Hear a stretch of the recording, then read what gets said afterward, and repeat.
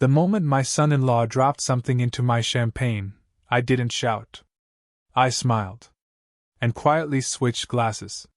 5 minutes later, his own father was gasping for air beside the dessert table, while I raised my untouched flute, watching bubbles rise like tiny ghosts.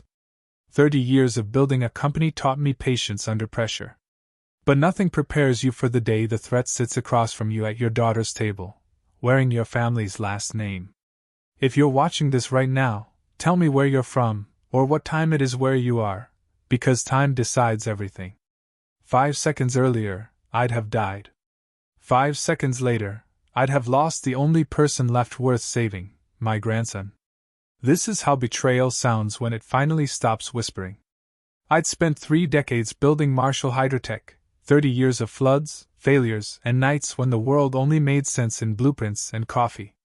When the acquisition papers finally cleared, $36 million wired, patents transferred, employees retained, the lawyers congratulated me like a patient surviving surgery. So I did what any 63-year-old man who's run out of excuses does.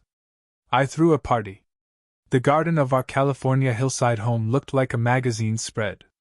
Lanterns floated above manicured hedges. A jazz trio threaded brass and moonlight together. Waiters carried flutes of champagne that caught the reflection of the pool like liquid mirrors. Helen, my wife, still carried herself like the girl who used to edit my college lab reports, tough, poised, allergic to waste. She was the reason I never sold the company earlier. She said purpose keeps men honest. Our daughter, Lauren, stood beside the terrace railing in an emerald dress that made her look more like her mother than she'd admit. She smiled for photographs, but her eyes kept flicking toward her husband, Ryan Caldwell. Ryan had charm you could measure in volts. Former management consultant, private school diction, handshake like a contract. If you met him for 5 minutes, you'd think he was running the Federal Reserve. If you watched him for 10, you'd see the hairline crack in the performance, the way his jaw flexed when someone else got applause. He'd been helping, advise me through the sale, his word, not mine. He wasn't wrong about everything. He just never stopped talking like a man who'd invented ambition. Tonight he wore the kind of tux that photographs well on villains and grooms. Lauren's laughter sounded rehearsed.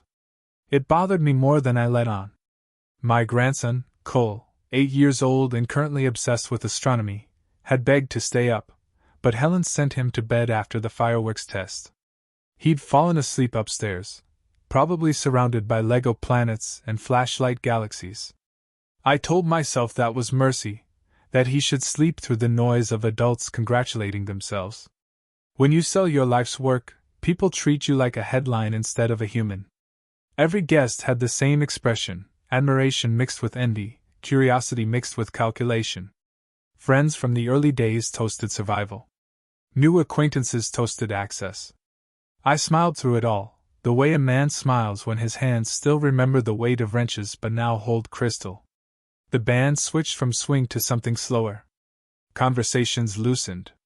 Ryan drifted among the investors like a shark in champagne. Lauren hovered near the buffet, pretending to adjust flowers. Helen caught my eye across the terrace and mouthed, "Breathe." I did. A waiter brushed by with a tray of flutes. I took one, tasted the sweetness, and let the bubbles crackle against my teeth. "Big day, Dad," Lauren said behind me. Her voice carried that cautious warmth children use when they're not sure if their parent is proud or sad. "Big day," I echoed. "You holding up?" She nodded, but her eyes darted toward Ryan, who was laughing too loud with one of my former board members. "He just wants to make sure everyone knows he's part of the story," she said softly. "He's part of yours," I reminded her. She smiled, quick and brittle. "You always find the moral." "Someone has to," I said. That was our rhythm, affection wrapped in gentle sparring. A trumpet riff spiraled into the night. For a brief moment, I believed in closure. Then my phone buzzed in my pocket. Mark Peterson, my closing attorney. I stepped inside the house to take it. "Ethan, congrats again," Mark said. "We just need your confirmation about the Monday transfer, final settlement and escrow release." "Monday works," I said, glancing out through the glass doors. Ryan was now behind the bar, gesturing animatedly. Lauren stood alone, twisting her ring. Mark continued. Also, your trust documents arrived. You sure you don't want to name Ryan as co-trustee? That's what most family businesses do. Most families don't play chess at the dinner table, I said. Make it Helen and me. He laughed. You've earned the right to be stubborn. When I hung up, I lingered by the window. Through the reflection, I saw Ryan lift a small packet from his pocket. He looked around once, twice, and tipped the contents into a champagne flute resting on the counter. The motion was subtle, almost elegant, like a bartender adjusting sugar. The bubbles clouded, then cleared. He stirred with a cocktail straw, wiped the rim, and set the glass back among the others. I felt a peculiar calm settle over me, the same clarity I'd felt years ago when a pressure valve failed at the plant and I had 60 seconds to prevent an explosion. I didn't move right away. I watched him drift back into the crowd, greet a guest, laugh. My hand found my phone again but didn't dial. Helen's voice called from the terrace. Ethan, they're waiting for your toast. Coming, I said. I stepped out, weaving through clusters of guests. The air smelled like gardenias and victory. My mind catalogued details the way engineers do: glass shape, table placement, angles of approach. The poisoned flute sat 3 glasses deep on the marble counter near the dessert spread. Identical to the rest. That was his genius, uniformity. Ryan's father, Thomas Caldwell, stood beside it, adjusting his cufflinks. He was a decent man, retired insurance broker, proud of his son, always a little uneasy around wealth. I picked up another clean flute from the opposite end of the table, smiled at him, and said, Mind if I borrow a sip of yours for the toast? Mine's gone flat. He chuckled. All yours, son, and turned toward the patio. In that breath, I switched the glasses, mine for his for mine, and straightened the tray like nothing had happened. The move was small enough to fit between camera flashes. Helen clinked her glass to gather attention. The music faded. Guests turned toward me, expectant. I raised my flute, heart steady. To 30 years of storms survived and bridges built, I began. To the people who believed when belief was the hardest currency to spend. Applause rippled. Ryan smiled beside Lauren, an actor waiting for his line. I continued.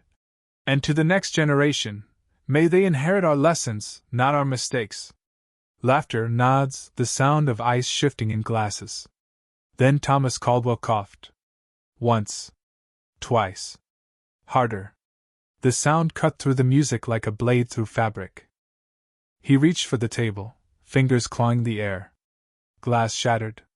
Someone screamed. I didn't move toward him right away. I looked at Ryan.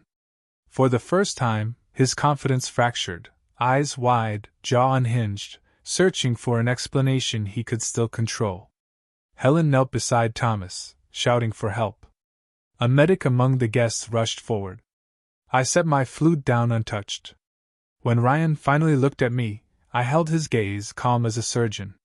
He mouthed, "What did you do?" I didn't answer. I simply lifted my glass slightly, a silent toast to the truth that was now spilling across marble and memory alike. In every life, there's a moment when silence screams louder than panic. This was mine. The crowd fractured around the chaos like ripples from a dropped stone. Music stuttered, conversation died mid-sentence, and the hum of 100 whispered theories filled the air. Thomas Caldwell lay half-slumped against the tablecloth, his hand trembling around nothing. Helen was already at his side, voice steady but urgent. "He's breathing, but barely." Someone shouted for an ambulance. Another guest fumbled for their phone. I stayed still, the way you do when your brain has too many screens open at once. My eyes moved over the scene like a scan. Who was near? Who was watching? Who was pretending not to? Ryan knelt beside his father, performing panic the way some people perform charity, loud, public, and half-believed. "Dad! Hey, breathe!" He turned to Lauren, his face contorted in fear that looked a shade too rehearsed. "Call someone!" She was already dialing. When the paramedics arrived, the crowd parted as though guilt were contagious. I stepped back into the glow of the terrace lights and found my reflection in the windowpane, an old man with a calm face and shaking hands. I'd done nothing wrong. But I had done something. "Sir, we need space," one of the medics said, clearing the area. They worked with mechanical precision: oxygen mask, vitals, pulse oximeter. Someone started murmuring about allergies, heart problems, the usual wishful guesses that make the world less frightening. Thomas's pulse stabilized after a few minutes, and the lead medic exhaled through his teeth.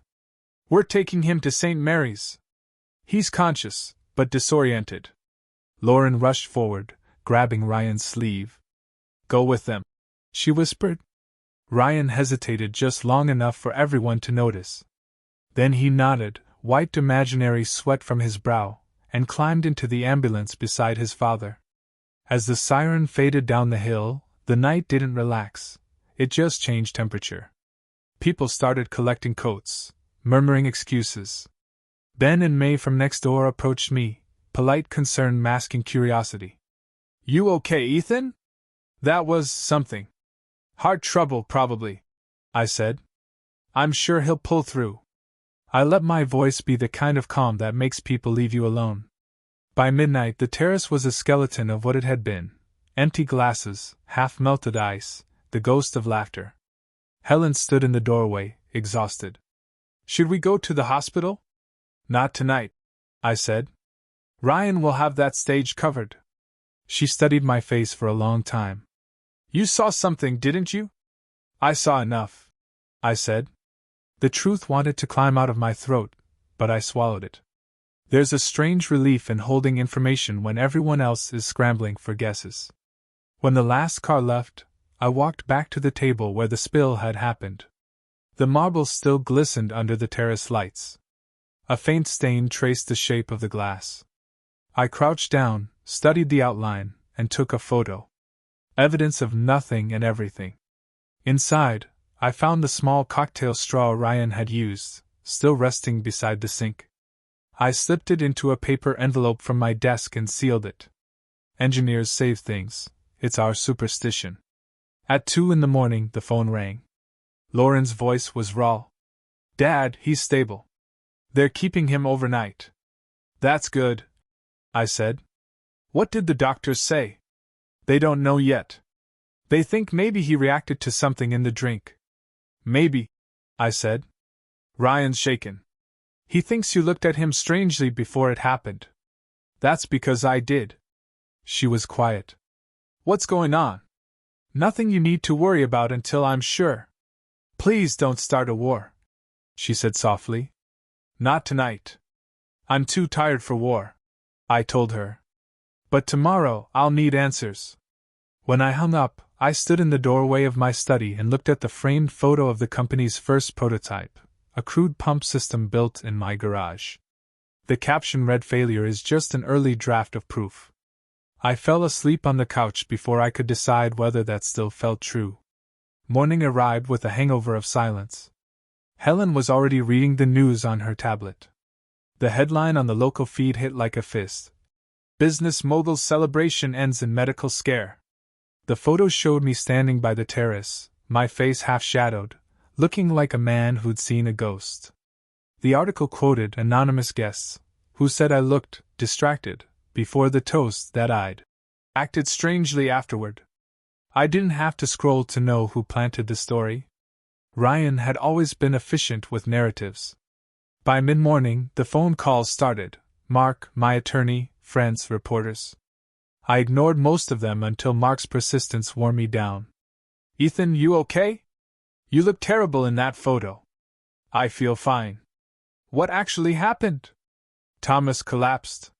"From what?" "Something in the champagne, maybe." He hesitated. "You think someone spiked it?" "I don't think," I said. "I know." There was a long pause on the line. "You have proof?" "I have a photo of a stain and an envelope with a straw." "That's not proof," he said gently. "Not yet." "Then stay quiet. Don't feed the press. Let the doctors finish their tests." "Mark," I said. I've spent my life building systems that find leaks. I can wait. But not forever. After we hung up, I went upstairs. Cole was awake, playing with his telescope by the window. The morning light poured over him like a blessing. Grandpa, he said without looking up. Mom says Grandpa Thomas is sick. He'll get better. Will we still have another party when he does? Maybe, I said. A smaller one. He nodded solemnly, then pointed his telescope toward the horizon. You can see forever if the glass is clean. I smiled at that. Children always manage to stumble onto metaphors adults spend years trying to write. By afternoon, the test results came in, traces of sedatives found in Thomas's blood. The hospital listed it as unknown ingestion. Police filed a standard report. No arrests. Ryan called that evening. His voice was too casual. Hey, Ethan. Just wanted to thank you for keeping calm last night. I tried to make that a habit. Dad's better. They think maybe he mixed medications. Easy mistake. Sure, I said. Lauren's worried about you, he continued. Says you looked pale all night. Maybe you drank too much. I don't drink enough to forget what I saw. There was silence. Then his voice softened, a knife wrapped in flannel. Careful what you think you saw, old man. Memory's tricky at your age. I'll write mine down, I said. Just in case. He laughed, but it didn't sound like amusement. Get some rest, Ethan. Enjoy retirement. When the call ended, I felt the room tilt slightly, not from fear, but from recognition. I dealt with men like him in boardrooms, confident until confronted with the one person who isn't buying. That night, Helen placed her hand on my shoulder. You're going to do something, aren't you? I already did, I said. Now I'm going to prove why. I spent the next hours compiling a folder, photos, timestamps, guest lists, the sealed straw. Engineers build from small parts. Truth is no different. Lauren texted near midnight. Ryan says you're angry with him. Please don't make this worse. I typed, I'm not angry. I'm awake. And left it at that. The next morning, the police arrived, not to arrest, but to clarify statements. 2 officers sat in the sunroom, polite but skeptical. Mr. Marshall, one of them said, there's talk about something in the drinks. Did you see anyone tamper with them? I met his eyes. If I had, we'd be talking in a different room. So, no? I smiled faintly. I said if. I didn't say who. They left with their notebooks half filled and their interest half satisfied. By noon, the same anonymous story had evolved online. Sources suggest Ethan Marshall may have mistaken a simple mix-up for foul play. Ryan was writing the script faster than I could respond. That evening, Helen found me in the garage, staring at the old pump prototype again. You're thinking like an engineer, she said. It's the only way I know how to think. Meaning? Every failure leaves residue. You just need the right light to see it. She touched my hand. Then shine it, Ethan. But be careful where it reflects. Outside, the sun sank behind the hills, turning the glass windows of the house into mirrors. My own reflection looked like someone halfway between witness and ghost. I raised my phone, took another photo, this time not of evidence, but of resolve. Because this wasn't just about what Ryan tried to poison. It was about what he was still poisoning, the family that used to call me father. And somewhere between the stain on marble and the silence in my daughter's voice, I understood what the rest of my fight would be about. Not vengeance. Proof. The next 72 hours stretched like wet paper, soft, fragile, ready to tear. Thomas Caldwell was discharged from the hospital with a list of medications and a vague explanation. Reaction to unknown compound, non-fatal. The report read like an apology without an author. Ryan brought him home the following afternoon. I watched from across the street, hidden behind the azaleas, the way an engineer studies a fault line before it breaks. Thomas looked pale but alive, clutching a thermos. Ryan's arm was around him, too protective to be natural. That night, I received an invitation. Ryan texted. Small dinner. Just family. Clear the air. Helen saw it first. You're not going, she said. I am, I told her. Clarity doesn't come to the careful. The house they rented in Newport was all glass and angles, modern enough to hide behind reflections.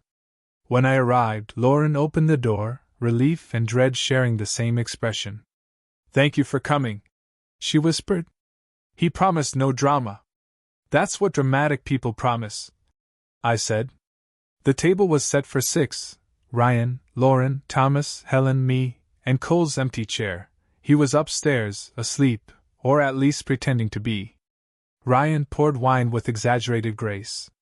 Let's put last week behind us, he began. Dad's fine. Everyone's fine. Let's not turn a medical scare into a mystery. Thomas nodded weakly. Ryan says you were worried I got bad champagne. Could have been the shellfish. Could have, I said. Ryan smiled. Exactly. So maybe we toast to misunderstanding. He raised his glass. The gesture was careful, deliberate, one hand beneath the stem as if protecting a secret. I raised mine but didn't drink. Before we toast, I'd like to show you something. From my jacket pocket, I pulled a clear zip bag containing the straw I'd sealed days earlier. I set it on the table between us like a courtroom exhibit. Ryan's eyes flicked to it, then to me. What's this? A souvenir, I said. Found it by the bar the night your father collapsed. Figured I'd save it in case the story changed. Lauren's face drained of color. Ethan. Don't, Ryan interrupted, forcing a laugh.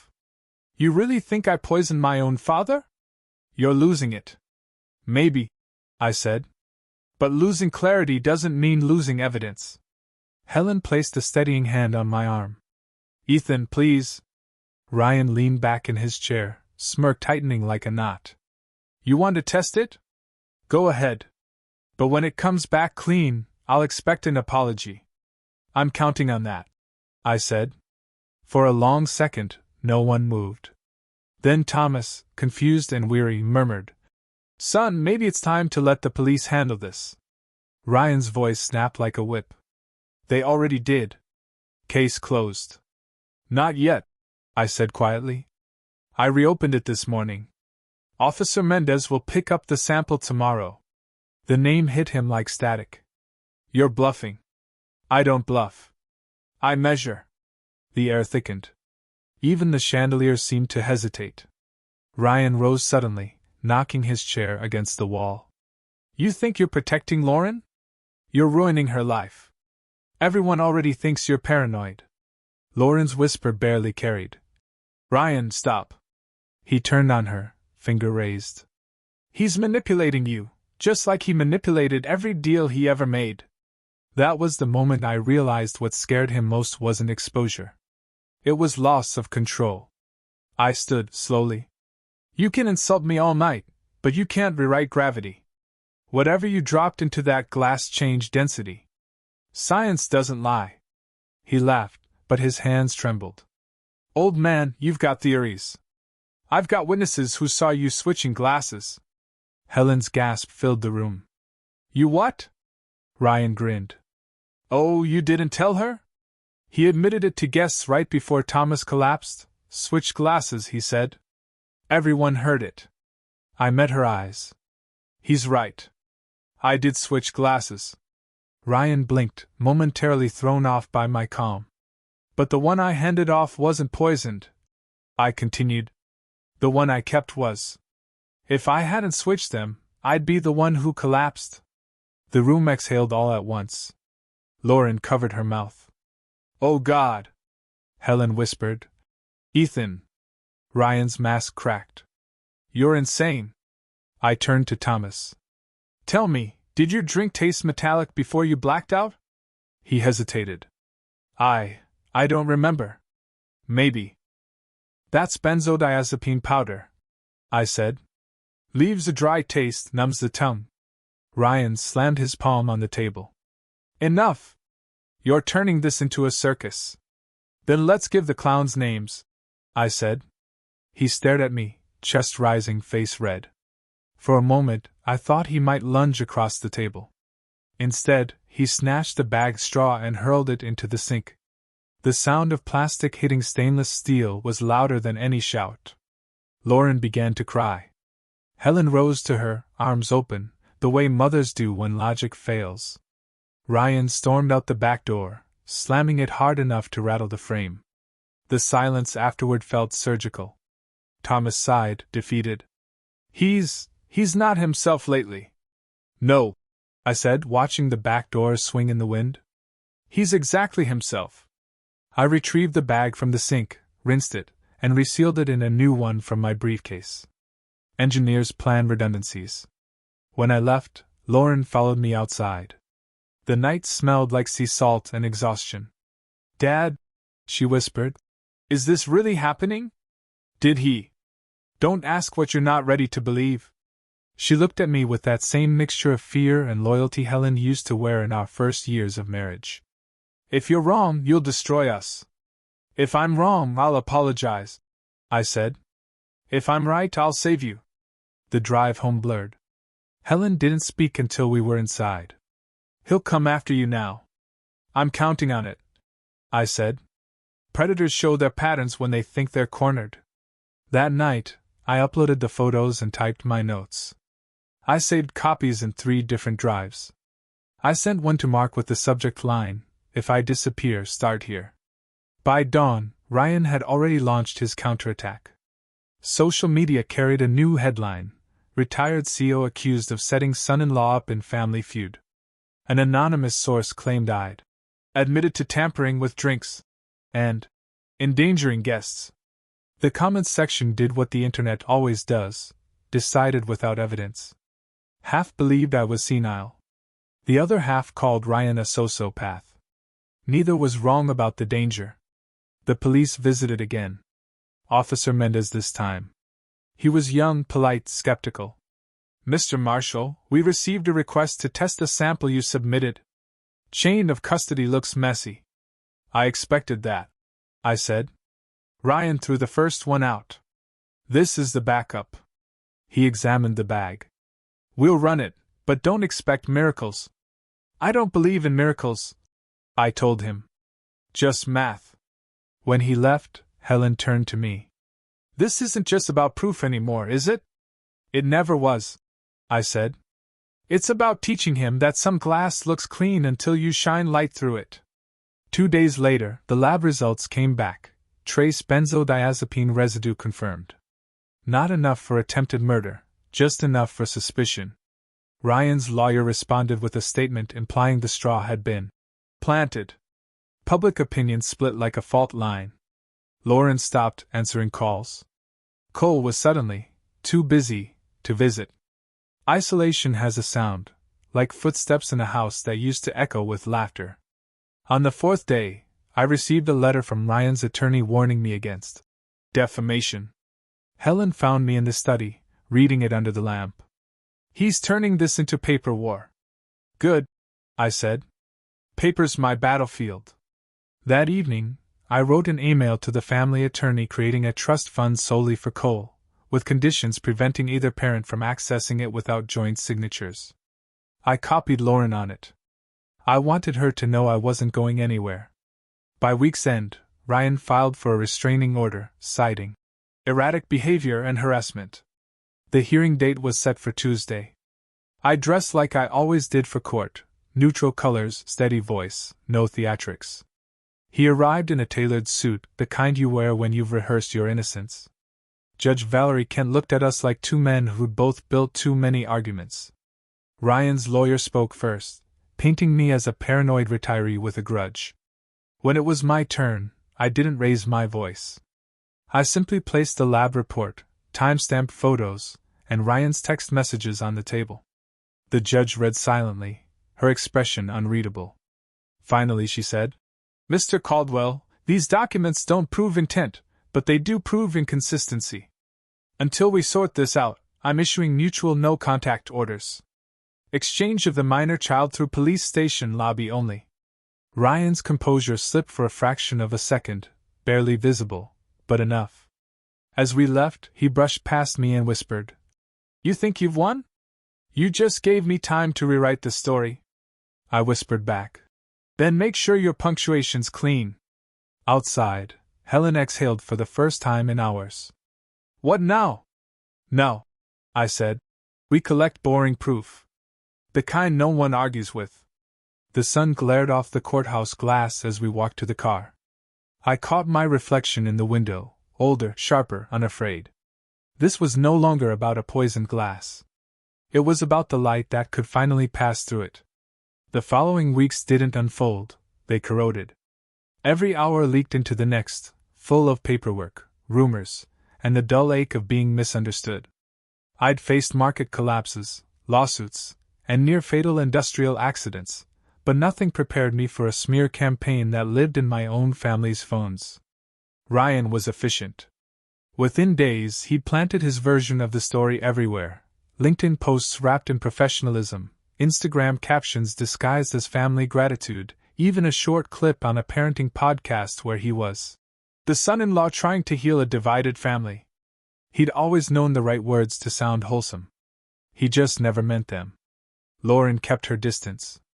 When she finally called, her tone was flat, the voice of someone reciting from two scripts at once. Dad, can you please stop? Ryan says you're contacting reporters. I'm not, I said.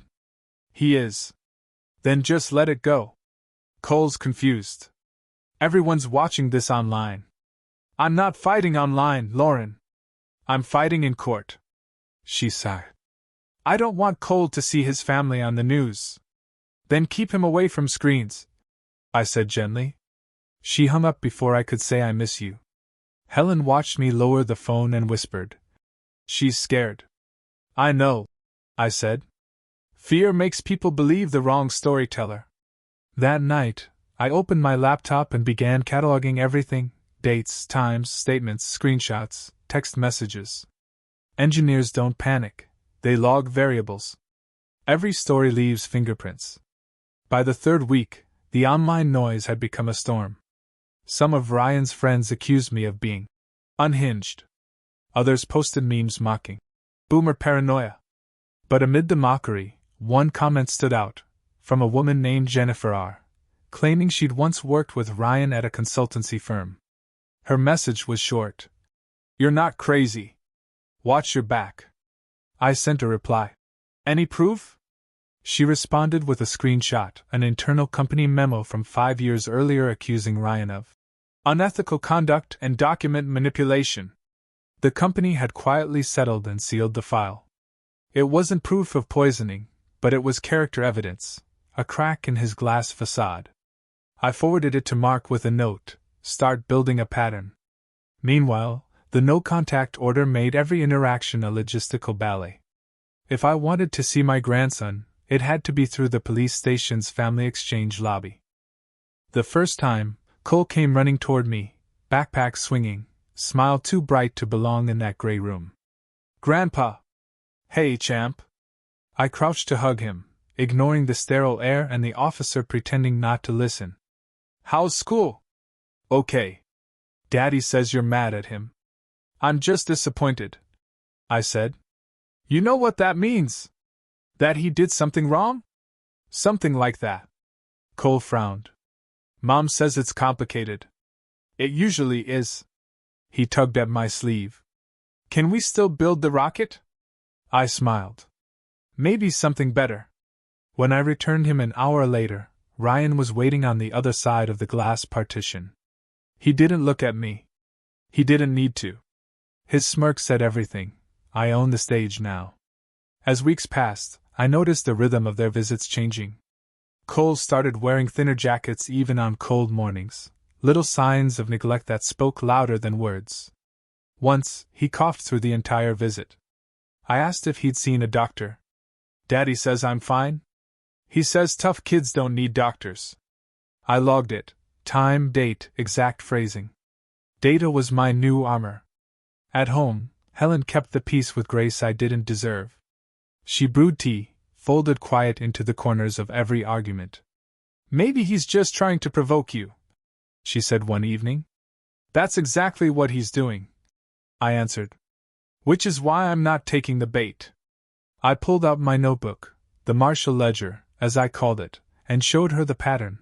Times Ryan texted Lauren after every visit, the posts that followed, the way he turned our silence into confession. He thinks this is a PR war, I said. He's forgotten that truth doesn't care about trending hashtags. Mark filed motions quietly, requests for expanded visitation, petitions for independent evaluation. The judge granted small steps, 1 unsupervised hour a week, pending reports. Ryan retaliated by cutting my access to shared family documents, utilities under my old accounts, even a joint storage unit that held my engineering archives. When I arrived to retrieve my files, the clerk told me Ryan had already signed the release. Family representative, he'd written. I stared at the empty shelf where 3 decades of schematics had been. Helen found me standing there, hands clenched. He took your work. He took symbols, I said. The originals are in my head.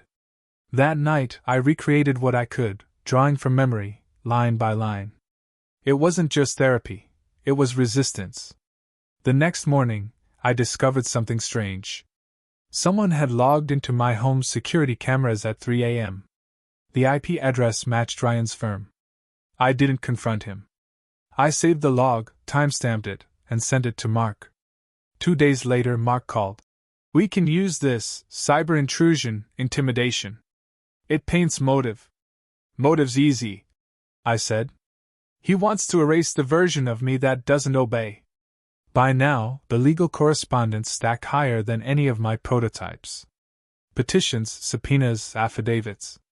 Ryan countered every document with a prettier one, clean fonts, expensive signatures, half-truths varnished in professionalism. But there's something poetic about paper. Under light, ink reveals pressure marks. You can see where a liar presses hardest. Meanwhile, small alliances formed. Jennifer R. connected me with another ex-employee, a financial auditor who'd once flagged Ryan for altering expense reports. He was willing to testify, if subpoenaed discreetly. Mark smiled when he heard. You're turning your enemy's past into your exhibit list. I'm not fighting his past, I said. I'm documenting his present. In early spring, the judge called both parties for a status review. Ryan arrived flanked by 2 lawyers, confidence radiating like cheap cologne. Judge Kent skimmed the new filings. Mr. Caldwell, you claim Mr. Marshall is harassing you. Do you have evidence? Ryan presented printed screenshots of my supposed harassment, mostly forwarded news articles and 2 emails Mark had sent on my behalf. The judge raised an eyebrow. This is your evidence? Ryan's lawyer mumbled something about pattern of obsession. Then it was our turn. Mark handed over a slim folder, security log, ex-employee statements, timestamp data of Cole's neglect. Judge Kent read silently, tapping her pen against the desk. Mr. Marshall, she said finally, you seem very organized. Occupational hazard, I replied. She smiled faintly. Keep being organized. It's helping you. Ryan's face flushed red. The hearing ended without a clear win for either side, but I knew the tide had shifted. The judge ordered both parties to attend a family reconciliation program, a bureaucratic way of saying watch your behavior under supervision. After the session, as we exited the courthouse, Ryan leaned close enough for only me to hear. You can't outlast me. Patience is cheaper than lawyers, I said. That week, I started documenting more quietly. I bought a temperature and humidity logger, part of my old equipment, and placed it near Cole's backpack during each exchange. If Ryan's pattern was what I thought it was, I'd have proof that he was exposing Cole to the cold on purpose. Every reading came back the same, below comfort level, prolonged exposure. It wasn't criminal yet, but it was ammunition. Late one night, I sat in my study, surrounded by charts and printouts. Helen came in, robe tied tight. You haven't slept. Neither has the truth, I said. She sighed. What if all this breaks Lauren completely? She's already breaking, I said quietly. The difference is whether we let her notice before it's too late. The following weekend, during the exchange, I noticed bruises on Cole's arm, not from violence, but from cold. Small purple crescents where circulation had faltered. I took photos, time-stamped, discreet. That was the moment my fight stopped being about revenge. This wasn't just about exposing Ryan's lie anymore. It was about saving a child from growing up thinking cruelty was discipline. And deep down, I knew something else. The man who once tried to poison me was still testing doses. Only now, they weren't chemical. They were emotional. Psychological. Measured in silence and fear. But I'd spent my life mastering pressure systems. And this time, I wasn't the one about to burst. By April, I'd collected so much evidence it should have built a fortress. But paper doesn't always protect you. Sometimes, it burns faster than truth. The lab logs, screenshots, security data, everything I'd assembled, suddenly felt weightless the day the police called me in for clarification. Officer Mendez sounded polite, but the undertone was clear. "Mr. Marshall, there's been a discrepancy in your submission chain." "Discrepancy?" I repeated. He opened a folder. "Your temperature readings and the camera footage you provided, someone claims they were edited. Metadata shows resaves under your device name." "I saved copies," I said. "Backups." He nodded. "Understood. But when it comes to court, copies look like convenience." I felt my stomach drop. "Who made the claim?" He closed the file gently. "Your son-in-law's counsel." "Of course." The irony wasn't lost on me. A man who built his entire career on precision now accused of fabricating his own data. By the next morning, Ryan's legal team had filed an injunction to suppress my evidence. Pending verification. The press caught wind of it before I even read the motion. "Marshall's claims under review amid alleged data tampering." The headline was elegant, devastating, and absolutely false. Helen read it over breakfast, her coffee untouched. "They're making you the villain. That's the only way they survive the story," I said. Lauren came to see us that afternoon. Her eyes looked hollow, sleepless. "Dad," she began softly, "Ryan says you altered files. He says you're losing control. You sent the police fake data." I didn't raise my voice. "You've known me your whole life. Do you think I fake anything?" She hesitated, and that pause, that awful pause, told me more than words ever could. "Lauren," I said, "he's isolating you. It's the same method abusers use, control the narrative until you forget your own reflection." Her eyes filled. "I just want peace." "Peace built on a lie isn't peace," I said. But she didn't stay long enough to hear the rest. After she left, Helen said quietly, "You're losing her." "No," I said. "He's borrowing her." That night, I sat in my study staring at the reflection of my own hands, veins raised, skin thin, trembling from exhaustion. For a moment, I almost believed the story Ryan had written about me, the obsessed old man, the control freak, the patriarch who couldn't let go. I closed my eyes and whispered to myself, "Stay measurable." The next morning, Mark called. "We've got a bigger problem." He sounded tired. Lawyers rarely call at 6 a.m. unless something has detonated. "What now?" I asked. "There's a video circulating online, footage from the party night." I sat upright. "From my house?" "Yes. It's cropped and blurred, but it looks like you switching glasses right before Thomas collapsed. Someone spliced it to make it look like you poisoned the drink." For a full 10 seconds, I couldn't speak. Mark continued. "Ryan's PR team is feeding it to news blogs. It's got 500,000 views already." The irony stung. He'd used my act of protection as proof of guilt. I opened my laptop. The clip played without context, me reaching across the table, glasses changing hands, followed by a caption, "Ethan Marshall, minutes before the incident." The comments were merciless. "Classic narcissist move. Rich guy covers his tracks. He probably paid to make it disappear."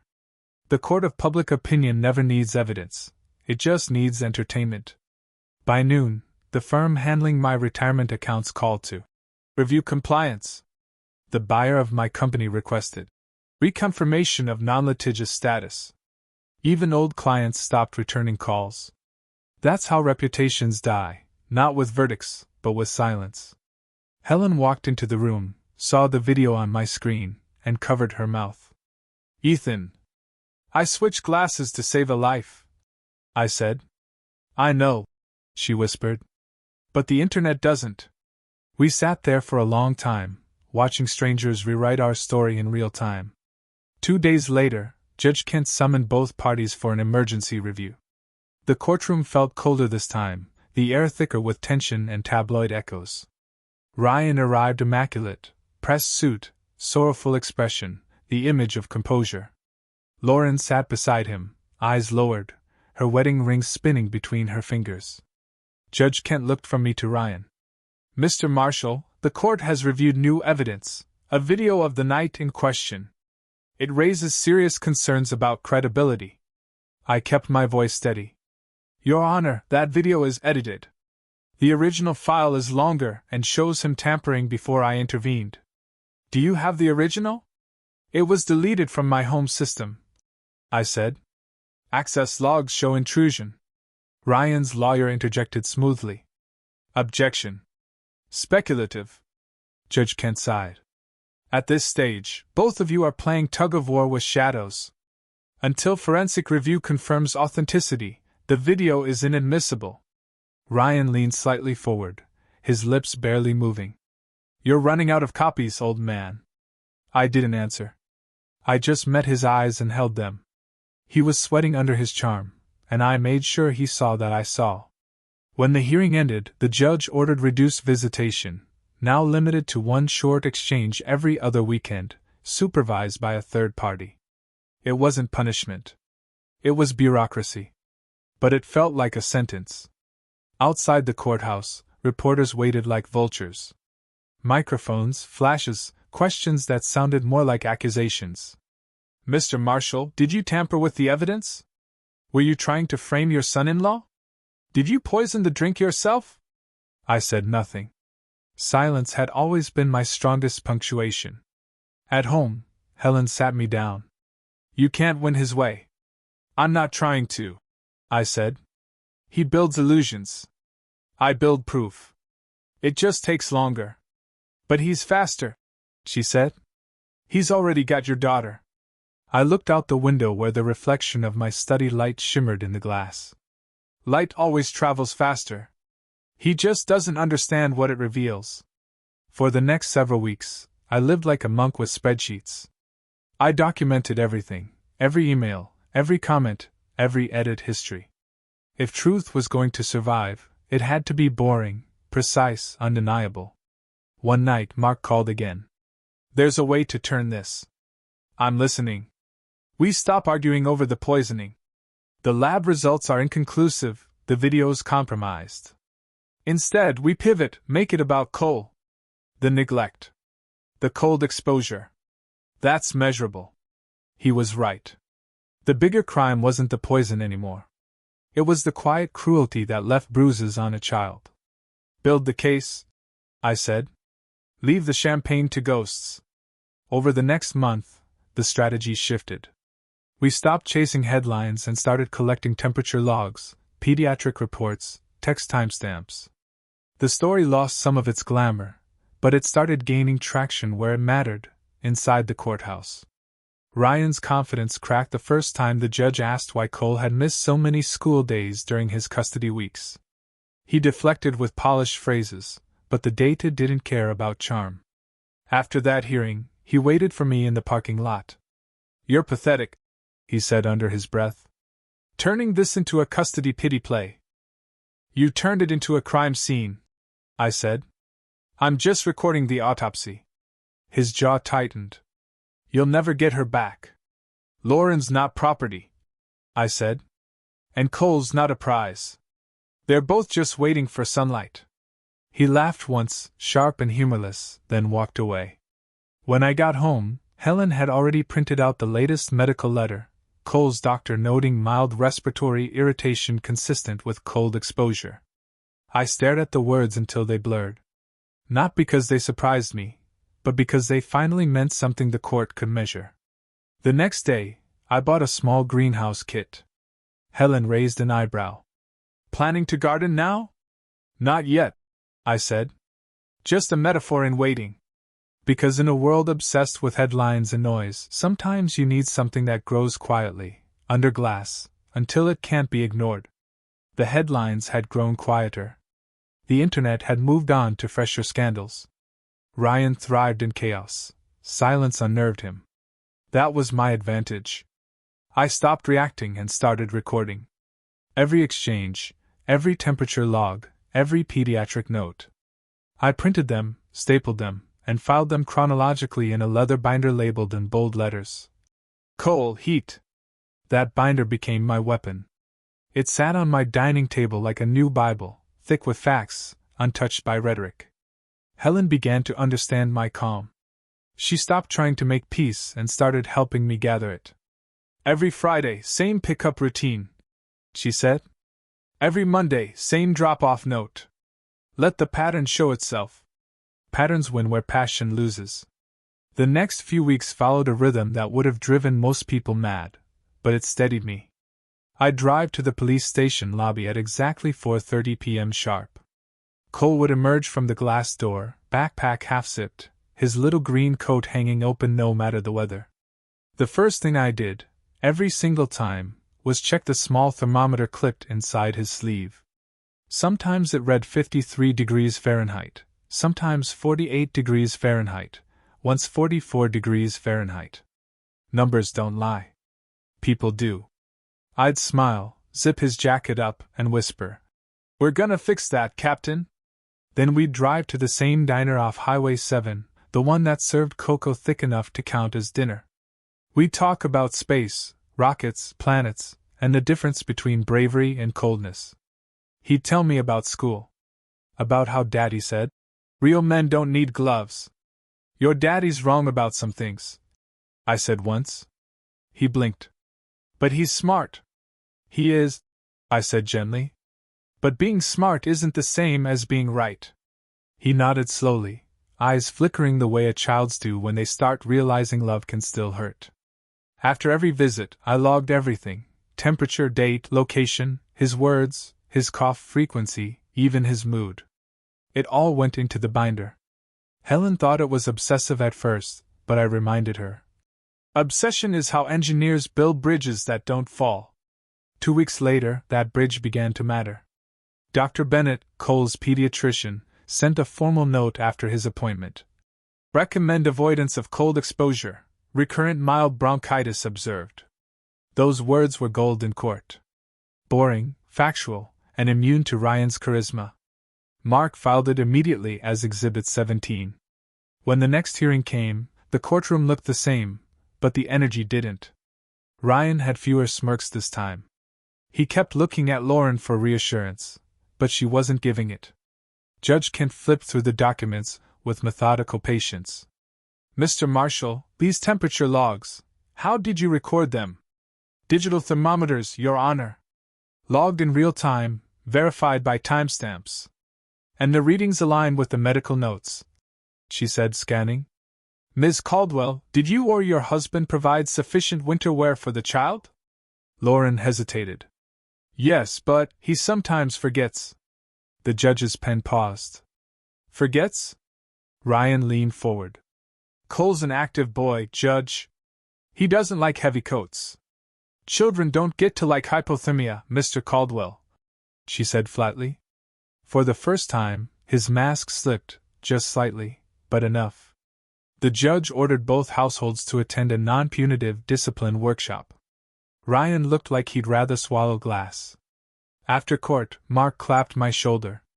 "She's starting to see it. She's seeing data," I said. That's all I ever wanted. That night, I felt something I hadn't felt in months: stillness.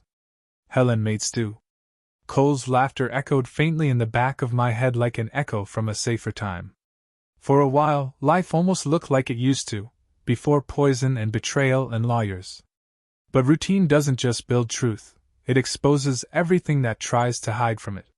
One Tuesday evening, while organizing the binder, I noticed a subtle pattern in the visitation logs. Every time the temperature dropped below 50, Ryan texted Lauren within minutes of pickup. The messages were short, innocuous on the surface. Remind him who's boss. Tell him rules still stand. Don't let the boy get soft. I realized then that the cold wasn't an accident. It was a punishment. Not for Cole. For me. He couldn't poison me physically, so he did it emotionally, through neglect, through temperature, through control. The next day, I asked Mark to subpoena phone records. He grinned. You've just drawn us a straight line between spite and harm. We filed the motion quietly. No press, no speeches, just paperwork that would outlast emotion. Lauren called 3 days later, voice trembling. Dad, what are you doing? Ryan's furious. He says you're stalking him. I'm documenting him, I said. Big difference. She started to cry. He's losing clients. He says it's your fault. Then maybe his clients should ask why he's so afraid of transparency. Please, she whispered. Stop before it gets worse. Lauren, I said. The moment you stop asking questions, it's already worse. We both went silent. The kind of silence that only happens between two people who still love each other but stand on opposite sides of truth. When she hung up, I stared at the phone long enough to see my reflection in the black screen, half grief, half resolve. That same night, I received an envelope taped to my front gate. No return address. Inside, a printed photo of me sitting in the diner with Cole, time-stamped, circled in red. Underneath it, a note. You like evidence? Here's some. Helen found me holding it. He's escalating, she said. Good, I whispered. Pressure makes cracks visible. I reported it to the police and filed the incident under intimidation. Mendez came by personally, eyes full of sympathy. Mr. Marshall, he said, most people give up before this point. I'm not most people, I replied. The next morning, I took Helen's advice and installed security cameras facing the street, 2 extra locks, and 1 more external drive for backups. Then I wrote a letter, not to the court, not to Ryan, but to my grandson. Cole, if anyone ever tells you warmth is weakness, show them this binder. Inside it are the numbers that saved your breath. Truth isn't loud, son. It's steady. It doesn't fight fire with fire. It just keeps the light on until the smoke clears. I sealed it and tucked it behind the binder's back cover. That same week, Ryan slipped again. During one of the police station exchanges, he handed Cole over without the proper coat. The sergeant on duty noted it. Child returned insufficiently dressed for weather conditions. That report, minor as it seemed, became Exhibit 26. Boring. Objective. Devastating. In court, Judge Kent called it concerning and cumulative. Ryan's lawyer objected, of course. One incident doesn't prove a pattern. I smiled faintly. That's why I have 25 others. The judge didn't even hide her smirk. Mr. Caldwell, I suggest you learn from your father-in-law's consistency. That was the moment everything shifted. Not dramatically, quietly, like a thermometer climbing by degrees. From that day forward, Ryan's silence grew heavier. He stopped smirking in hearings. He stopped meeting my eyes. His empire of charm was melting, one boring record at a time. One evening, as I tucked the binder into the cabinet, Helen asked softly, "What if he apologizes?" "I'll believe it when his thermostat does," I said. She smiled sadly. "You really think data can heal this?" "No," I said. "But it can keep a child warm long enough for love to try." And that was enough for me. Because sometimes justice doesn't roar in courtrooms. Sometimes it whispers through the pages of a binder no one wants to read, until they have to. It was the first real storm of the year. Wind lashed through the hills like something alive, and the rain hit the glass panes of our house with the fury of a world that had heard too many lies. I remember because I was sitting by the greenhouse, the one I'd started building with Cole, pane by pane, plant by plant. He'd called it the sunroom, because even on cloudy days light found its way in. He hadn't been there for 2 weeks. The custody schedule had shifted after Ryan's latest motion for reduced disruption. Translation: keep the boy away from the man who remembers. I was cleaning the glass when the phone rang. Helen picked up, but her face turned to stone. "Lauren," she mouthed, then froze. I stood up, every instinct tightening. "What happened?" Her voice cracked. "It's Cole. He's in the hospital." The world went soundless. I grabbed the phone. "What happened, Lauren?" Her words came out between sobs. He was locked outside. It was raining, and Ryan thought, he said, he was teaching him discipline." My knees went weak. "Where is he?" "St. Mary's. They said hypothermia." "He's stable, but—" I didn't wait for the rest. The phone clattered to the floor as I ran for my keys. The drive blurred. Red lights bled into the rain, and the highway looked like a mirror reflecting all the times I'd told myself patience was enough. When I reached the hospital, I didn't bother parking straight. I just ran. Cole lay under white sheets, his small body dwarfed by machines. His lips were pale, his eyelashes clumped from dried tears. I'd seen broken equipment, flooded systems, burnt steel, but never anything that shattered me like that small, shivering chest. Lauren sat beside him, her hands trembling, her eyes hollow. "Where is he?" I demanded.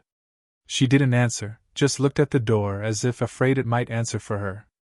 Then Ryan appeared, hair slicked, shirt open at the collar, the look of a man ready to spin a tragedy into a misunderstanding. "Ethan," he said softly, as if I were a colleague to be managed. "It's not what you think." I hit him before he finished the sentence. The sound was dull but satisfying, the kind of sound glass makes when it realizes it isn't bulletproof. He stumbled back, clutching his jaw. "You're insane!" "No," I said. "Just awake." Helen pulled me back, her voice trembling. "Ethan, please, don't give him what he wants." Ryan straightened his jacket, blood at the corner of his lip. "You just assaulted me in a hospital. I'd do worse if my grandson doesn't wake up," I said. The nurse rushed in, shouting for quiet. The tension scattered like shrapnel, but the damage was already done. When she left, Lauren finally spoke. "He locked him out," she whispered. "Said Cole lied about finishing his homework. He made him stand on the patio for 10 minutes. 10 minutes in this storm?" Helen whispered. 30, Lauren corrected, her voice breaking. "I found him collapsed." Ryan turned sharply. "Don't exaggerate, Lauren. You're emotional." "Shut up," she said, and the strength in her voice stunned all of us. She stood up, pointing at him. "You did this. I believed you when you said my father was dangerous. I believed you when you said proof didn't matter. But this—" her voice cracked into fury. "You can't charm your way out of this." He tried to grab her wrist. She pulled away, her eyes wild. "Don't touch me." Security was called. 2 officers escorted him out as he shouted that he'd fix this. I just stood there, shaking, every calculation I'd made suddenly irrelevant.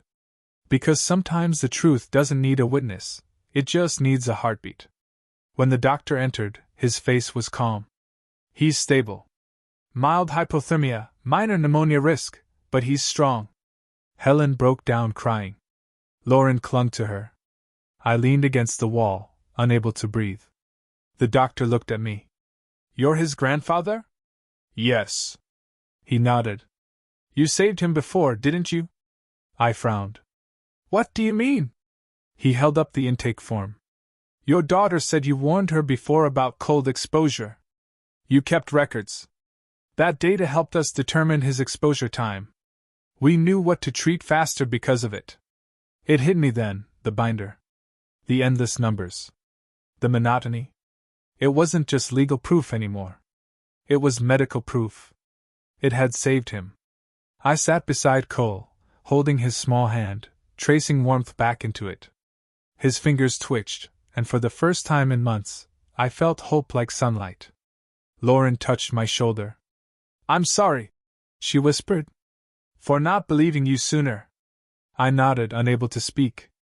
That night, I stayed at the hospital while Helen took Lauren home. I sat there watching monitors blink like tiny stars, each one marking the seconds between guilt and redemption. Sometime past midnight, I heard a soft voice. "Grandpa?" I looked up. Cole's eyes were half open. "Hey, Captain," I whispered. "You're back." He smiled faintly. "Wasn't cold anymore." I laughed through tears. "That's because we finally turned the light on."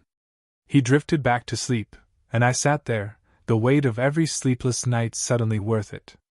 By morning, Ryan had been taken into custody for reckless endangerment of a minor.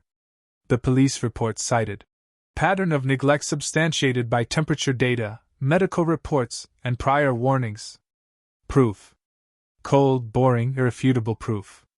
Mark called later that day. "They're issuing an emergency custody order. Lauren gets full custody pending trial." I looked out the hospital window. The storm had passed. Sunlight hit the glass, scattering through the raindrops in small, prismatic explosions. It looked like forgiveness. That evening, Helen brought the binder. "You should give this to the court," she said. I smiled weakly. "No. I'm giving it to Cole." When he woke again, I placed it beside him. "This is our story, Captain. The real one. One day, when people ask what truth looks like, show them this. Tell them light wins slow, but it wins." He nodded, sleepy but smiling. "Will we still build the sunroom?" "Yeah," I said softly. "Bigger this time. So no one ever gets locked out again." As he drifted back to sleep, I looked at my reflection in the hospital window. For the first time in years, I didn't see anger or fear. I saw something else, clarity. Because the truth didn't need my rage. It had my patience. And patience, when tempered by love, becomes justice. Outside, the sky cleared completely. The light fell across Cole's bed, warm and full, illuminating everything the darkness had tried to hide. 6 weeks later, spring arrived early. The rain had softened, the hills turned green again, and the world looked deceptively peaceful, as if it hadn't just torn itself apart and stitched itself back together with court orders and confessions.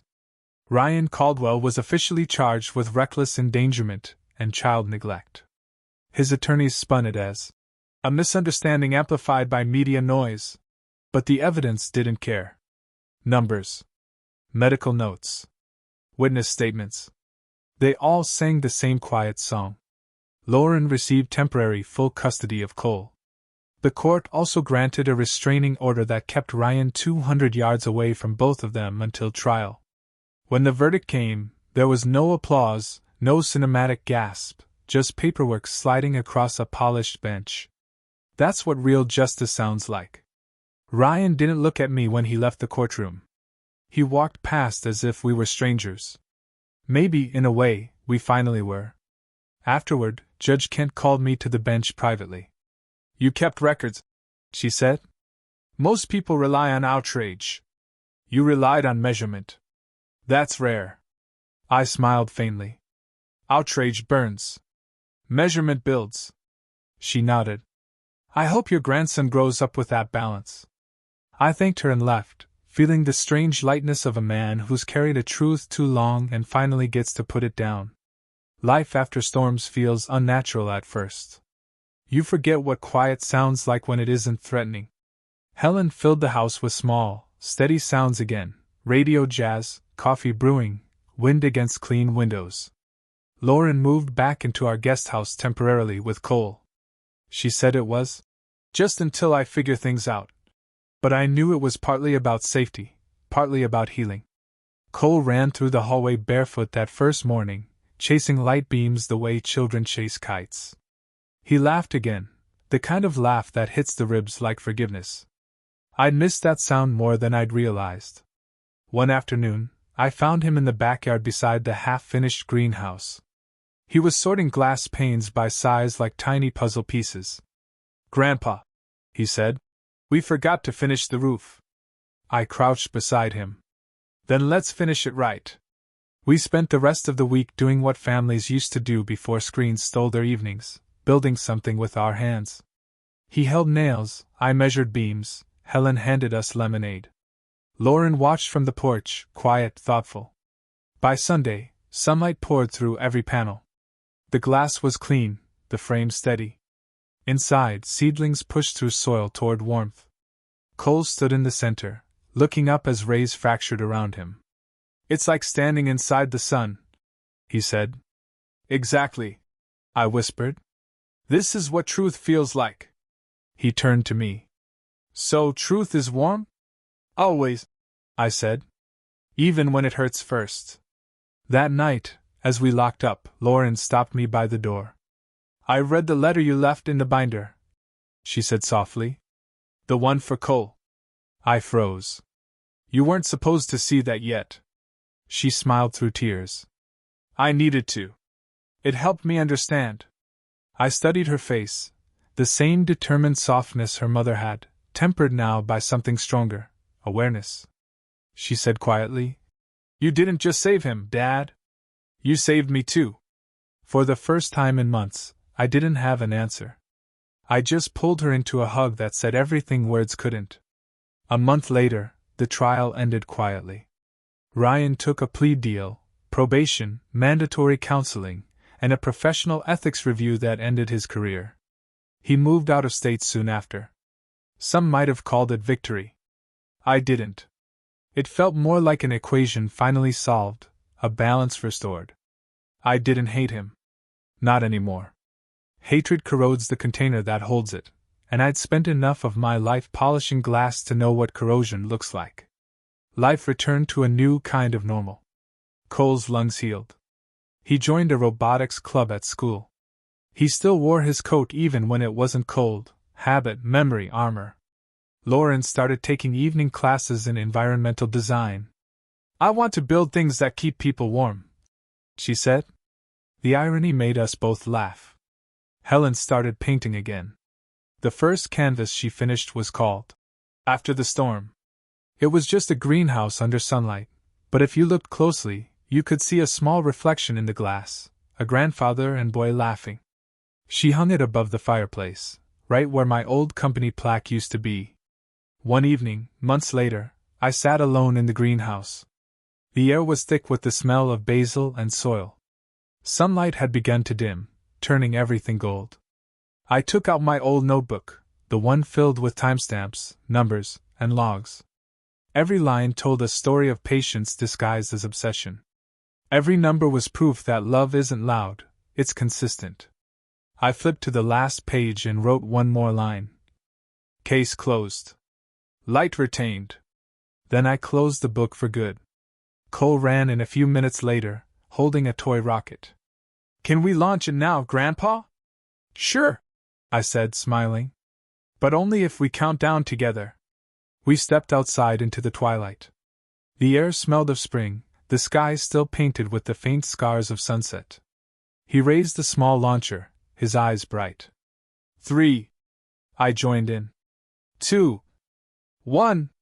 The rocket shot upward, leaving a trail of smoke that caught the light, rising until it vanished into the blue. Cole cheered, clapping. "Did it make it to space?" "Not yet," I said.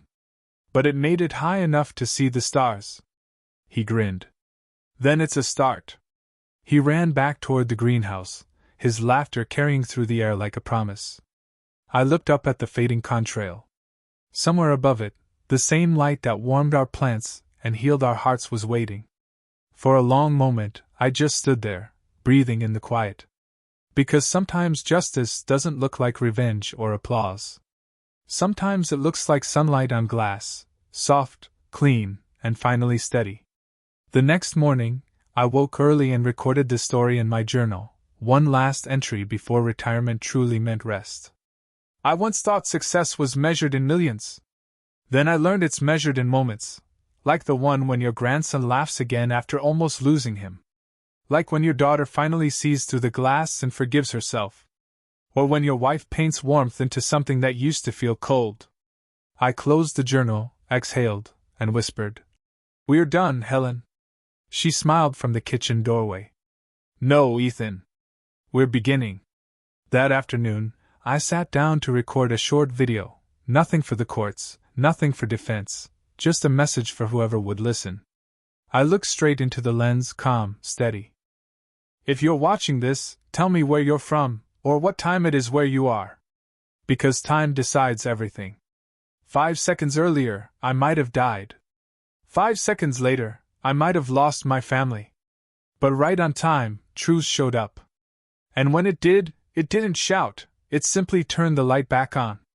I paused, smiled faintly, and ended the recording. Helen walked in, wrapping her arms around me. You think people will listen? They don't have to, I said. The story already did its job. Outside, Cole's laughter echoed again, mingling with the sound of wind chimes. The greenhouse glimmered in the distance, catching sunlight and scattering it into 1,000 reflections, proof that broken glass can still shine if it's cleaned right. Warm light fills the frame. A child's laughter fades into the distance. The final shot lingers on the greenhouse, sunlight bursting through every panel. The light always returns.